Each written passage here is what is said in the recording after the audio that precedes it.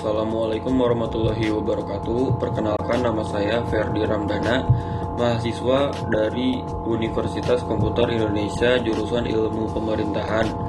Di sini saya akan memaparkan tokoh internasional formal yaitu Nelson Mandela sebagai tugas UAS mata kuliah Kepemimpinan Pemerintahan.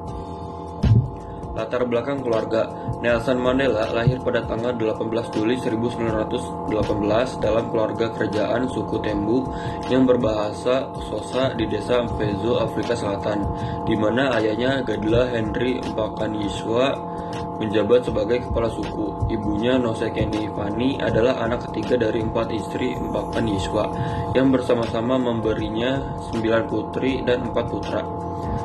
Setelah kematian ayahnya pada tahun 1927, Mandela yang berusia 9 tahun yang saat itu dikenal dengan nama lahirnya Rolihlahla diadopsi oleh Jomintaba Dalindyebo, seorang bupati Tembu berpangkat tinggi yang mulai mempersiapkan lingkungan mudanya untuk berperan dalam kepemimpinan suku.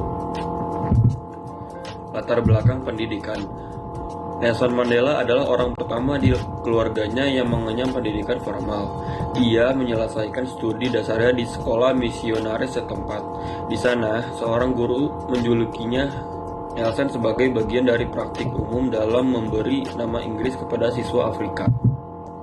Setelah mengetahui bahwa walinya telah mengatur pernikahan untuknya, Mandela melarikan diri ke Johannesburg dan bekerja pertama sebagai penjaga malam dan kemudian sebagai petugas hukum sambil menyelesaikan gelar sarjananya melalui korespondensi. Ia belajar hukum di Universitas Witwatersrand, di mana ia terlibat dalam gerakan melawan diskriminasi rasial dan menjalin hubungan penting dengan aktivis kulit hitam dan putih. Pada tahun 1944, Mandela bergabung dengan Kongres Nasional Afrika atau ANC dan bekerja dengan sesama anggota partai termasuk Oliver Tambo untuk mendirikan Liga Pemuda ANCYL.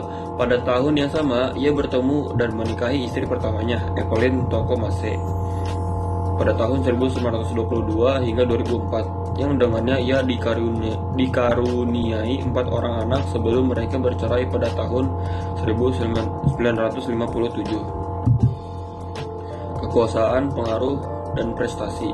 Komitmen Nelson Mandela terhadap politik dan ANC semakin kuat setelah kemenangan Partai Nasional yang didominasi orang Afrikaner pada pemilu tahun 1948 yang memperkenalkan sistem formal klasifikasi dan segregasi rasial apartheid yang membatasi hak-hak dasar orang-orang non-kulit putih dan melarang mereka dari pemerintahan sambil tetap mempertahankan kulit putih, kekuasaan minoritas.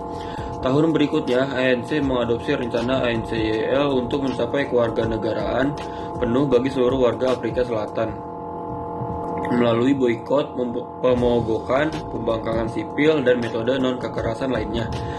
Mandela membantu memimpin kampanye ANC untuk menentang hukum yang tidak adil pada tahun 1952, melakukan perjalanan ke seluruh negeri untuk mengorganisir protes terhadap kebijakan yang diskriminatif, dan mempromosikan manifesto yang dikenal sebagai Piagam Kebebasan, yang diratifikasi oleh Kongres Rakyat pada tahun 1955. Juga pada tahun 1952, Mandela dan Tambo membuka firma hukum kulit hitam pertama di Afrika Selatan, yang menawarkan penasihat hukum gratis atau berbiaya rendah bagi mereka yang terkena dampak undang-undang apartheid. Mungkin cukup sekian pemaparan dari saya, kurang lebihnya mohon maaf. Atas perhatiannya terima kasih. Wassalamualaikum warahmatullahi wabarakatuh.